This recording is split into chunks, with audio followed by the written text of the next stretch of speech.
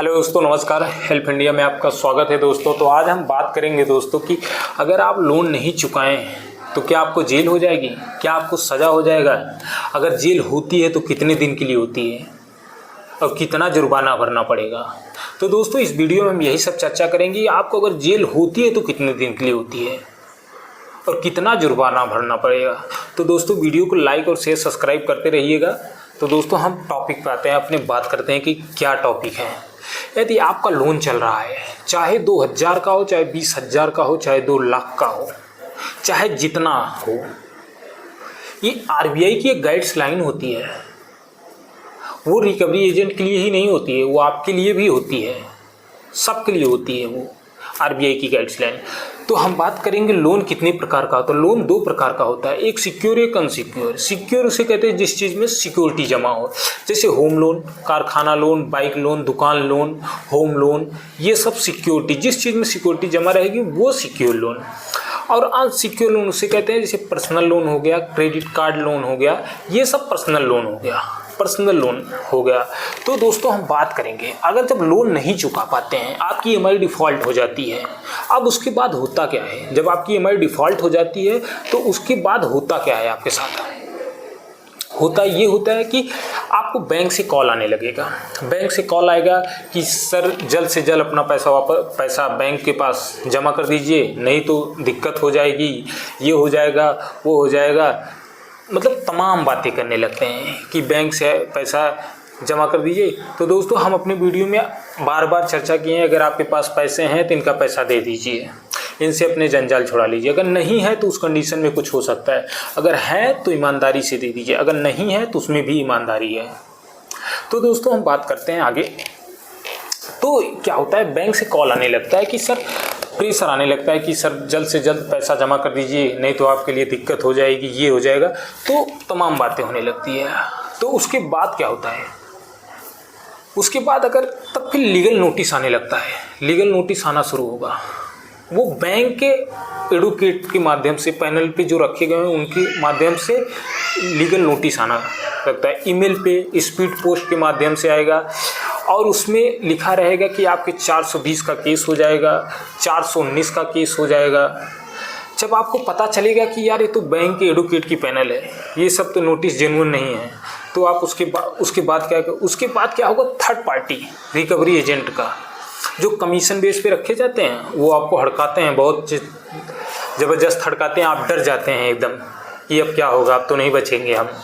तो उनसे न डरिए, उन्हीं के लिए हम बात करेंगे। रिकवरी एजेंट जो थर्ड पार्टी के होते हैं वो कमीशन बेस पर रखते हैं, आपके घर पे आते हैं, डरवाते हैं कि आप डर जाएंगे। आप इतना डर जाते हैं, हरास में आ जाते हैं कि सर अब क्या होगा, आप कैसे बचेंगे। तो हम बोल दे रहे हैं, जो बोलते हैं कि ईसीएस लग गया है, बोलेंगे कि ईसीएस लग गया है, बाउंस हो जाएगा। तो अगर वो आते हैं आपके घर तो उनसे 3 चीज़ मांगिए। क्या सर डीआरए का लाइसेंस है आपके पास, होम विजिट लेटर है, आई कार्ड है। अगर नहीं है तो उनसे बात ना करिए, वो जिस भाषा में बोल रहे हैं उसी भाषा में उनसे बात करिए। अगर वो तमीज़ से बात कर रहे हैं तो तमीज़ से बात करिए, अगर नहीं बात कर रहे हैं तो उनसे भी वैसे ही बात करिए। उनसे डरिए नहीं, उनसे घबराइए नहीं।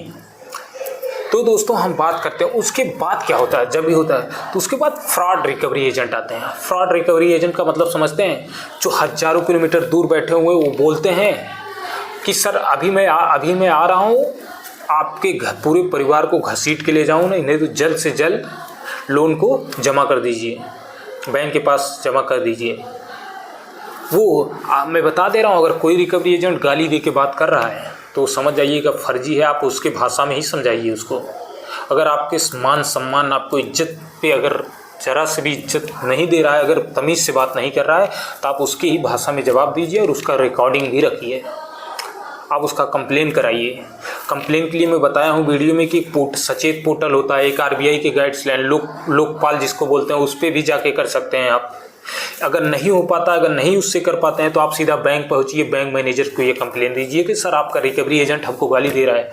पैसा ले लिए हैं तो आप क्राइम नहीं किए हैं, आप कोई अपराध नहीं किए हैं, अपराध के श्रेणी में नहीं है कि आपकी इज्जत के साथ कोई खिलवाड़ कर जाए।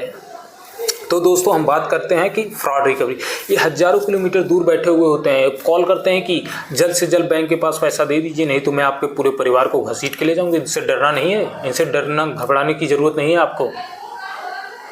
कि तो हम बोलेंगे कि मैं 10, 15, 20 लोगों के साथ आ रहा हूँ, बोल देना कि आओ मैं बैठा हूँ, देखते हैं कौन लेके चलेगा। तो दोस्तों इनसे डरना नहीं है आपको।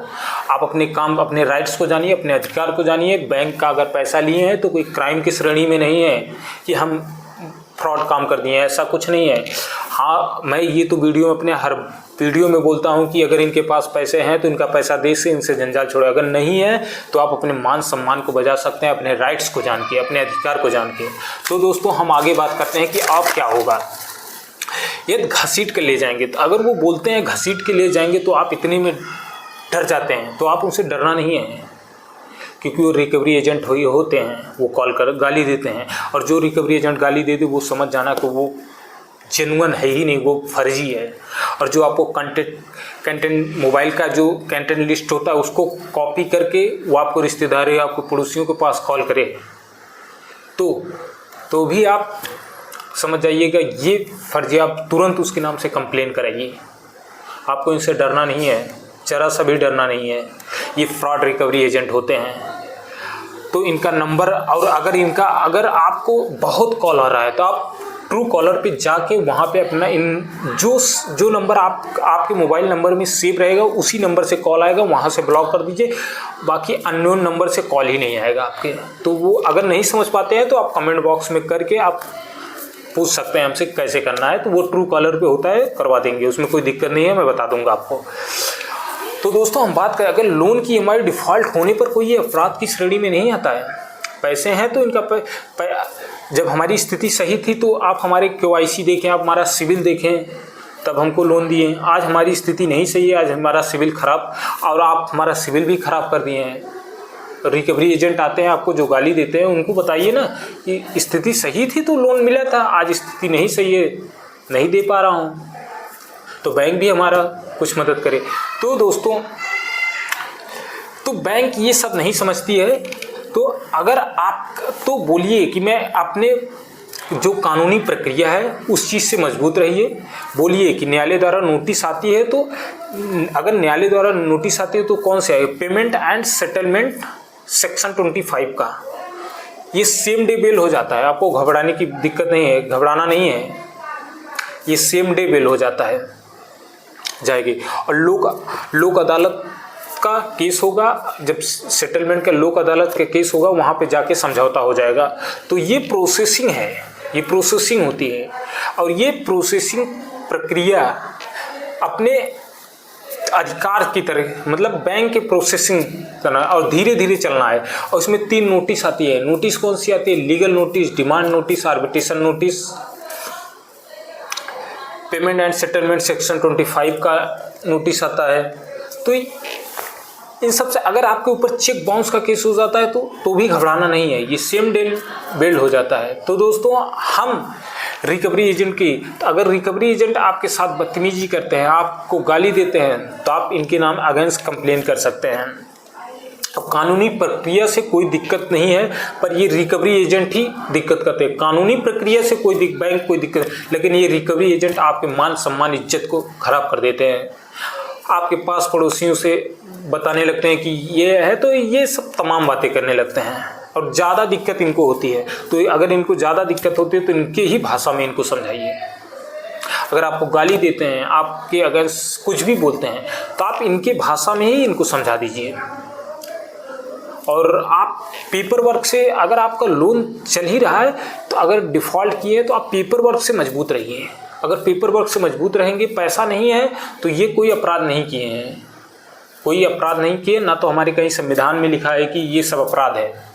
भाई स्थिति सही थी तो लोन मिला था बैंक से, हमारा KYC चेक हुआ था, हमारा सिविल चेक हुआ था, उसके बाद हमको लोन दिया गया था।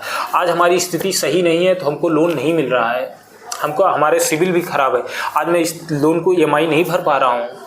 तो आपको इस सब से डरना नहीं है, रिकवरी एजेंट से तो ज़रा सा भी नहीं डरना है। अगर वो तमीज़ से बात कर रहे हैं तो आप उनसे बात करिए।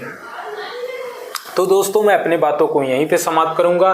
दोस्तों चैनल को लाइक और शेयर सब्सक्राइब करते रहिएगा। और दोस्तों मैं हर बार वीडियो में बोलता हूं कि अगर आपके पास पैसे हैं तो इनका पैसा दे दीजिए, आप अपने माथे से जंजाल छुड़ा लीजिए। अगर नहीं है तो उसमें कुछ प्रोसेसिंग हो सकता है, उस कंडीशन में कुछ हो सकता है, नहीं तो कुछ होगा ना। अगर है तो ईमानदारी से इनका पैसा वापस कर दीजिए। तो दोस्तों मैं वीडियो को यहीं पे समाप्त करता हूँ। जय हिंद, जय भारत।